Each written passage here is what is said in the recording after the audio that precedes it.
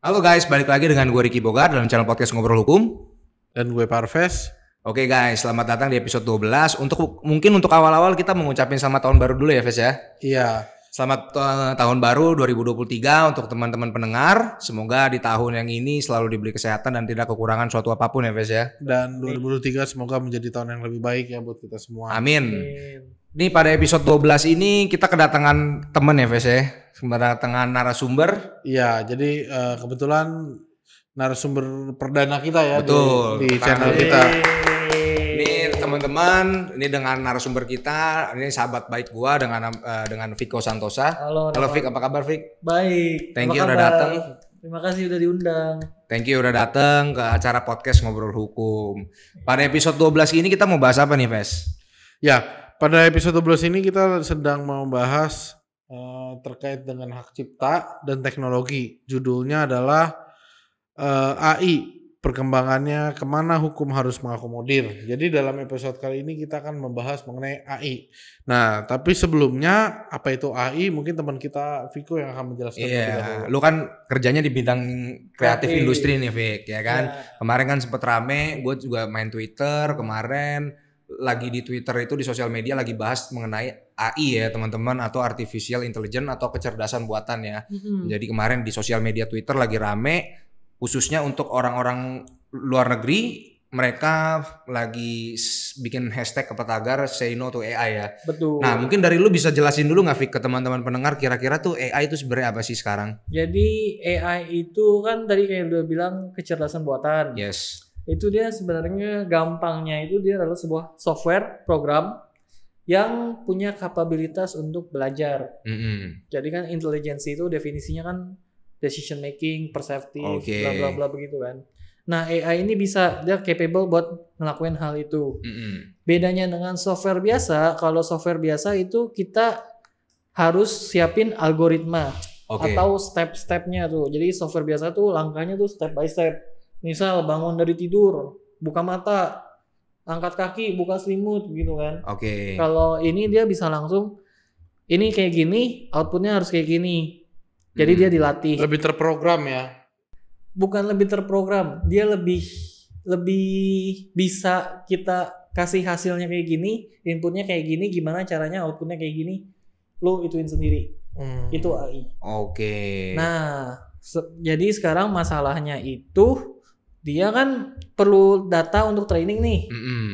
Yang kita bahas sekarang kan kebetulan AI yang sekarang lagi mempengaruhi bidang kreatif tuh AI image generator. Generator ya?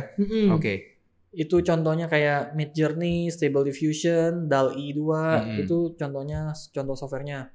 Nah, mereka tuh perlu data train, mereka perlu datanya itu dari mana? Mereka ambil semua tuh dari online. Kenapa begitu? Karena online kan arsipnya udah banyak banget tuh. Jutaan lah ya. Mungkin simpelnya gini, boleh mulai dulu dari softwarenya sendiri itu. Softwarenya gimana pakainya dan apa guna softwarenya? Gimana pakainya tergantung nih.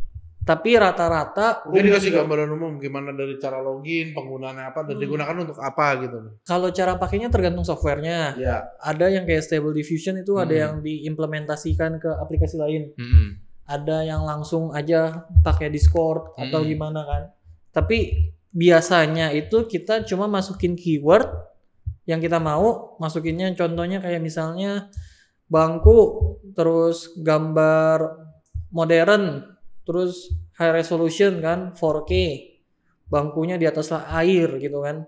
Ntar dari keyword itu dia munculin gambarnya. Langsung muncul gambar gitu ya. Betul. Begitu. Jadi kemarin gue juga sempat ketemu Vico dan gue ditunjukin AI itu bisa buat gambar ya, Vic. Betul. Nanti mungkin teman-teman pendengar coba bisa cek aja di sosial media apa di YouTube. Coba teman-teman cari aja AI gambar ya, pakai aplikasi Stable Diffusion. Jadi AI ini dia bisa buat suatu gambar hanya tinggal memasukkan keyword aja ya, Vic ya. Iya. Gambar apapun yang kita mau ya. Gambar apapun yang kita mau, teman-teman tinggal masukin keyword dan tiba-tiba langsung jadi gambar. Jadi ini walaupun ini kombinasi dari 2-3 benda sekaligus gitu ya bisa. Betul. Contohnya nih. Kayak misalnya gue pengen bikin gajah di atas pohon. Oke lah itu, misalnya kayak orang berbadan hewan atau apa. Bisa. Dan itu mereka akan ngambil base datanya itu dari online. Enggak. Jadi kalau yang lo maksud itu kan kayak Google Image kan? Iya. Ini enggak. Jadi anggapannya kita asumsikan AI ini manusia ya. Anggap manusia namanya si A. Si A ini nggak bisa gambar. Tapi kita suruh dia belajar. Nih lu belajar sama Picasso. Dia belajar dari mana nih misalnya?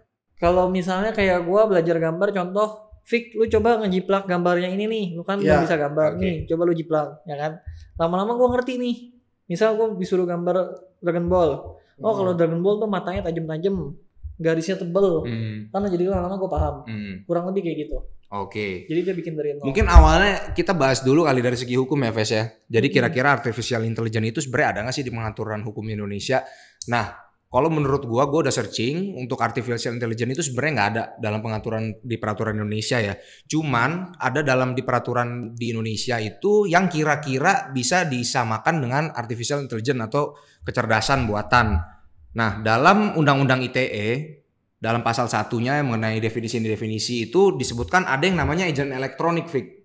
Nah, ini kemarin gue sempat baca, emang ini kayaknya kira-kira bisa dipersamakan dengan yang namanya artificial intelligence. Jadi apa yang dimaksud dengan agent elektronik? Ini gue bantu baca sedikit. Agent elektronik adalah perangkat dari suatu sistem elektronik yang dibuat untuk melakukan suatu tindakan terhadap suatu informasi elektronik tertentu secara otomatis yang diselenggarakan oleh orang. Nah, di situ kan ada kalimat kata otomatis ya. Kalau AI itu kan kerjanya kan kalau bisa dibilang kan juga secara otomatis ya. Betul gak, Vic? Benar. Nah, makanya kalau misalnya tadi yang di penjelasan pasal satunya ada kata otomatis, nah jika dikonstruksikan kata otomatis adalah AI, maka AI itu adalah agent elektronik dalam peraturan Undang-Undang Indonesia. Gimana, Vic? Agen elektronik itu kamera bisa disebut sebagai agen elektronik ya? Kalau lu lihatnya, kalau kamera ya, kalau hardware-nya, gua rasa enggak. Cuman kalau sistemnya mungkin ya, karena di penjelasan agent elektronik adalah perangkat dari suatu sistem elektronik, gitu. Nah, makanya konsekuensinya apa? Kalau misalnya artificial intelligence ini disamakan dengan agent elektronik, maka aturan artificial intelligence itu tunduk dengan aturan agent elektronik, yaitu yang ada di Undang-Undang ITE dan turunannya, gitu loh. Agen elektronik itu software ya? Software lah dibilang. Nah, software. Berarti kan kalau kita ngomong software itu berarti ada yang pembuat softwarenya, ya kan? Betul. Nah, dalam Undang-Undang ITE juga mengatur ada yang namanya disebut dengan penyelenggara agent elektronik. Nah, kenapa disebutnya penyelenggara agent elektronik? Karena kan agent elektronik ini atau AI ini kan dia nggak punya entitas, betul? Dia kan hanya software doang. Dia nggak bisa dimintakan pertanggungjawabannya secara hukum karena dia cuma software doang. Makanya dalam Undang-Undang ITE ada yang disebut sebagai penyelenggara agent elektronik. Mungkin kalau yang dari tadi lu ceritain ke kita mungkin kayak Stable Diffusion, aplikasi yang lain itu mungkin pengembangnya lah, developernya atau misalnya OpenAI. Ya, dia yang buat aplikasinya. Nah, untuk itu juga penyelenggara agen elektronik ini juga tunduk pada ketentuan Undang-Undang ITE. Gimana, Ves, tanggapan lo? Ya, sebenarnya lebih lanjut lagi sekarang kalau kita mau bicara tentang AI ini kan artinya kita juga akan bicara mengenai gambar juga ya. Betul. Nah, tentunya kalau bicara gambar ini kan pasti kita bicara siapa sih yang punya hak cipta atas gambar tersebut. Yes, betul. Gitu kan, apalagi dia kan ngambil gambar orang terus dia modifikasi jadilah gambar sendiri gitu kan kira-kira. Enggak, dia sama sekali enggak ngambil gambar orang. Jadi kalau yang sepaham gua, kalau yang di Amerika dan di UK, itu dia pakai tamengnya itu free use, asalkan nggak diapain, nggak dipakai buat komersialisasi dan dipakai buat edukasi ataupun cuma dipajang gitu aja, bukan buat komersialisasi kayak misalnya di Wikipedia itu mereka boleh pakai. Sebagai database mereka. Nggak ada databasenya, mereka jadi gambarnya nggak disimpan ke server. Jadi maksudnya gini, data yang akan dipakai oleh si AI ini untuk menciptakan gambar lagi itu mereka belajar dari mana gitu loh. Pasti kan dari hasil-hasil gambar yang udah ada kan. Gambar yang di internet. Nah, ini yang gue maksud, gambar yang di internet ini mereka adopsi dong. Diadopsi itu seperti apa maksudnya? Mereka serap informasinya untuk jadi bahan pembelajaran si AI ini untuk buat gambar. Nah, ini yang kita kritisin ya, sebenarnya ya. Karena kalau untuk karena itu kan ada gambar orang lain soalnya. Dan ini udah pasti menyangkut tentang hak cipta ya, teman-teman. Karena itu kan sebuah karya ciptaan. Kalau asumsinya gini, gue buka Google Image, terus gue gambar tapi beda, tapi stylenya mirip, itu melanggar gak? Sebenarnya enggak, karena itu kan memang nggak melakukan penggandaan. Betul. Ini yang harus diluruskan nanti ke depannya. Artinya kapan dikatakan penggandaan ataupun tidak. Karena gini, dalam undang-undang yang sekarang sih memang sudah diatur mengenai penggandaan. Yang tidak boleh kan sebenarnya kan penggandaannya. Duplikasi. Nah, di mana itu duplikasi itu penggandaan diatur dalam pasal 12 Undang-Undang Hak Cipta yang berbunyi bahwa Proses perbuatan atau cara menggandakan satu salinan ciptaan atau fonogram atau lebih dengan cara bentuk apapun secara permanen atau sementara. Nah, berarti itu yang dilarang ya, Fes, yang dimaksud dengan penggandaan. Nah, makanya yang sebenarnya kita kritisin sih sebenarnya itu. Kalau misalnya dari AI ngasilin suatu gambar dan hasil gambarnya itu adalah gambar penggandaan dari hasil karya yang sudah ada. Nah, itu menurut gue AI menurut gue itu melanggar hukum ya, Fik. Dan itu pasti bertentangan dengan undang-undang gitu loh. Nah, makanya harus balik lagi karena di yang tadi Pak Arves sudah jelasin di pasal 12 Undang-Undang Hak Cipta mengenai penggandaan itu udah jelas. Pokoknya kalau lu menggandakan satu salinan ciptaan, misalnya ada ciptaan gambar terus AI-nya menggandakan lagi dengan cara dan dalam bentuk apapun ya. Lu mau caranya itu kalau AI udah pasti jelas kan caranya digital. Itu ya digital, secara digital ya. Tapi kalau ini dicetak juga kena. Kalau dicetak juga kena. Mau kamu bikinnya secara digital AI-nya, terus AI-nya udah dapat hasil digital terus kamu cetak jadi fisik, nah itu pasti kena. Dan juga secara permanen atau sementara. Nah itu.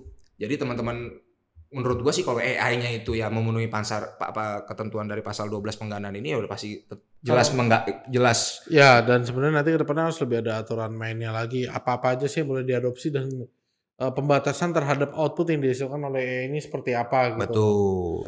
Gue mau nanya. Kalau misalnya di Indonesia ada nggak tuh peraturan kalau misalnya gambar untuk edukasi itu nggak apa-apa? Oh itu boleh. Di Undang-Undang Hak Cipta itu boleh untuk edukasi. Itu pun juga harus biasanya harus mencantumkan sumbernya ya, Fes ya, dari pencipta. Ini kayak lu biasa lihat kan ada yang ngutip gambar source-nya dari mana gitu loh. Betul. Karena kalau kita bicara hak cipta ini kan pasti kita lekatnya dengan dua hak ya. Yang pertama itu ada hak moral dan hak ekonominya gitu loh. Nah, makanya di Undang-Undang Hak Cipta sebenarnya kalau untuk beberapa ciptaan itu boleh dipakai untuk purpose pendidikan, untuk akademik. Ya tapi itu juga harus dengan batasan bahwa itu nggak bisa dijual atau jangan ada urusan komersial lah. Iya, nggak ada urusan komersial. Kalau misalnya kan harus asal dicantumin aja. Kalau untuk dicantumin ya kalau kayak lu lihat kan biasanya di sosial media apa di misalnya kayak di TV ada gitu. Simpel gini, lu pernah buat skripsi kan atau enggak ya? Pernah. Lu pernah ngambil teori enggak? Pernah. Nah, pada saat lu meneliti teori, lu ngutipkan itu siapa referensinya. Footnote itu adalah bentuknya.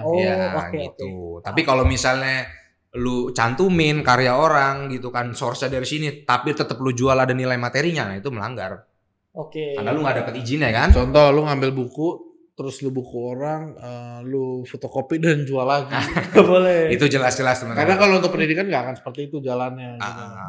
Jadi kalau menurut lu gimana nih, Ves? Ke depannya kalau untuk AI ini kan pasti kita bermain di ranah hak cipta ya, intellectual property. Lu kira-kira ada saran atau tanggapan gak sih dari lu ke depannya? Untuk hal yang baru seperti ini? Ya sebenarnya gini, kalau bicara mengenai hal yang baru gini kan kadang-kadang kan hukum dengan perkembangan zaman itu cepetan perkembangannya ya. Betul. Dan itu sering kita alami gitu ya. Paling nggak sih kedepannya mesti nanti mungkin pemerintah harus lebih aware dan antisipasi adalah hal-hal yang memang berkaitan dengan seni seperti ini yang memang kadang sekarang ini agak kurang diperhatikan gitu. Terus kedua, perkembangan AI ini juga di luar negeri sih udah sangat pesat. Jadi kalau once sudah sampai Indonesia sih gua rasa akan lebih berkembang lagi karena di luar negeri itu berarti udah berkembang banget gitu.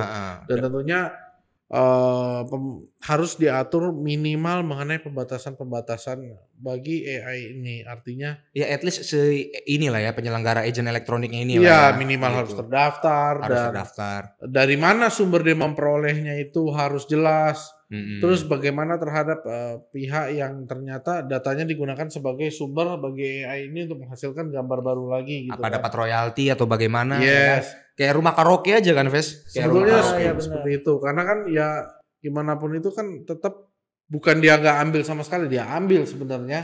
Cuma dia kombinasikan jadi hal yang baru. Sekarang kalau kita balik, seandainya ternyata gambar itu nggak pernah ada, apa mungkin AI itu bisa ternyata menghasilkan gambar? Contoh gini, ada gambar bangku misalnya 3 orang pencipta yang berbeda, dan cuma ada 3 yang dapat ditemukan misalnya.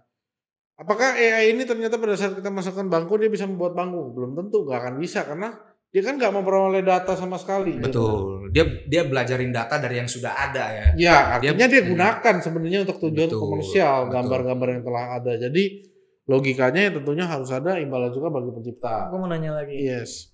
Biasa tuh gue kalau misalnya desain, kadang dulu kan gue desain, bikin iklan poster. Oke. Itu hak ciptanya gue serahin ke klien. Kalau misalnya gue pakai ini buat bikin desain, itu hak ciptanya jatuhnya ke yang company-nya dia atau gue? Nah sekarang gini, kalau lu adalah desainer, lu buat desain, nah itu biasanya kan ada di dalam perjanjiannya. Tapi biasanya ini hak ciptanya tentunya secara ekonomi sudah beralih kepada dia biasanya. Kalau lu bekerja di perusahaan ya pasti akan buat perusahaan lu, itu udah pasti. Walaupun hasil gambarnya dari AI ini. Nah sekarang kalau dari AI mesti lihat juga nanti dengan aplikasi itu biasanya hak ciptanya gimana. Oke. Dari lu ada lagi Vic mungkin? Udah sih itu aja sepertinya. Jadi menurut lu cukup keren juga ya sekarang perkembangan zaman sekarang ya Vic ya? Iya. Fungsional sekali sih sebenarnya. Fungsional sekali ya. Fungsional namun ya harus memperhatikan juga kepentingan pihak lain. Betul. Mungkin kalau dari gua sih yang tadi Parves ngomong sebelumnya, memang perkembangan zaman itu hukum selalu tertinggal ya Ves ya. Selalu. Karena emang kita nggak bisa pungkiri bahwa perkembangan zaman apalagi teknologi kan emang cepat sekali ya teman-teman. Dan tapi mungkin bikin hukum itu masa depan nggak mungkin. Tapi dalam memang hukum selalu ketinggalan oleh perkembangan zaman, tapi bukan dalam arti hukum itu tidak bisa mengakomodir ke depannya. Betul. Gitu. Nah menurut gua kalau pandangan gue pribadi untuk masalah AI ini memang masih di daerah abu-abu sih Vic. Gitu loh. Mungkin pembuat peraturan perundang-undangan skala internasional sampai nasional gak nyangka juga ke depannya teknologi khususnya di bidang seni seperti ini akan advance banget gitu loh. Betul. Jadi menurut gua ya mungkin untuk ke depannya sih diadakan ya regulasi-regulasi yang baru. Terlebih juga kayak Indonesia kan juga tergabung dalam member WTO ya, Bay. Dalam World Trade Organization ya mungkin nanti dari WTO sendiri akan membuat regulasi-regulasi terbaru mengenai intellectual property yang mungkin nanti negara-negara membernya balik ke negaranya dan diratifikasi kembali. Gitu. Dan juga mungkin ya untuk teman-teman yang kerja di dunia industri kreatif juga ya mulailah menyuarakan. Sebenarnya dari yang gue lihat selama ini ya, sekarang sih udah mulai positif terlepas dari beberapa website lah. Cuma yang jadi masalah tuh kalau misalnya ada oknum-oknum yang make yang buat nyari kerja atau apa pakai AI ini, itu aja sih sebenarnya. Makanya masih ada era abu-abu kan. Mungkin ada AI ini bisa dipakai karena kalau kita mesti ngeliat ini minimal ada 3 orang yang mesti diatur, ada 3 pihak, yaitu AI-nya sendiri, user sama pemilik hak ciptanya. Betul. Nah ini gimana cara mengatur hubungan hukum bertiganya? Gimana kepentingan semua orang terakomodir di situ? Yes, betul. Karena ini juga kan pasti hal baru seperti ini ya juga mungkin banyak digunakan orang untuk ada ngambil manfaat baiknya juga pasti mungkin juga ada kan Vic. Betul. Ya kan? Banyak sekali kan. Mungkin kalau untuk penutup yang Bro Parves bisa ceritain yang ada AI bikin kontrak hukum? Iya, memang sekarang ini juga udah ada beberapa aplikasi di mana sudah ada, kalau kita butuh kontrak hukum kita tinggal pakai aplikasi tersebut, mereka yang nanti akan menyiapkan draft kontraknya. Cuma berapa menit doang ya? Berapa menit. Kenapa hitungannya menit? Karena gini Pak, biasanya penggunaan lawyer itu hitungannya jam. Yes. Jadi pembuatan kontrak itu juga didasarkan pada hitungan jam. Tentunya dengan menggunakan aplikasi ini akan jauh lebih murah daripada menggunakan jasa seorang lawyer gitu loh. Apalagi kontrak dalam bidang bisnis itu kurang lebih sifatnya baku, itu aja sih yang akan template lah ya. Ya. Dalam bidang pertambangan biasanya kontraknya ini, dalam bidang misalnya corporate mengenai jual beli saham dan sebagainya ini. Atau dalam bidang perdagangan satu bidang dagangan tertentu atau kerjasama tertentu juga yang akan dibahas hanya ini aja gitu loh. Jadi sebenarnya pada prinsipnya itu variabelnya kan baku. Tinggal yang berubah hanya mengenai angka dan ya sedikit aja terms and conditionnya. Tapi atas dasar tersebut makanya ada aplikasi untuk menyiapkan draft kontrak. Lu bakal pakai gak? Kesininya sih gue belum tahu ya, maksudnya karena di sini kita sih belum ada, tapi ini sudah mulai digunakan di luar. Tapi kalaupun ada di sini ya why not kita pakai, kalaupun kita bisa menjadikan pembanding gitu ya. Walaupun bedanya AI dengan human pasti beda, karena kalau kita lebih ada natural, lebih ada pemikiran lebih gitu kan. Pasti ada pembatasan lah kalau di AI. Kalau sempurna mah kiamat kita semua ya. Lawan robot nanti gitu. Oke, mungkin dari Bro Vico, Bro Parves ada tambah lagi? Kalau gue udah itu aja sih. Mungkin itu aja ya teman-teman. Thank you banget nih Bro Vico udah datang sebagai narasumber. Waktunya. Thank you udah diundang juga. Untuk teman-teman gue juga ada channel podcast sama Vico. Nama channel podcastnya apa, Fik? Sesuap Nasi Podcast. Sesuap Nasi Podcast. Nah, untuk teman-teman coba dengerin aja. Teman-teman juga cari kita di YouTube di Sesuap Nasi Podcast ya, Fik. Ya, Fik. Betul. Sama di Spotify juga ada. Oke, teman-teman, mungkin sekian aja episode ke-12 dari channel podcast Ngobrol Hukum. Untuk teman-teman yang kalau suka sama video ini, teman-teman boleh like, boleh komen, boleh subscribe kami di channel podcast Ngobrol Hukum di YouTube. Sama teman-teman juga bisa dengerin channel podcast Ngobrol Hukum di Spotify, di Anchor FM, sama di Castbox. Kalau teman-teman dengerin kami di Spotify, jangan lupa di rating kami, follow kami, dan tinggalkan komen. Oke, mungkin sekian aja dari kami. Stay tune. Thank you.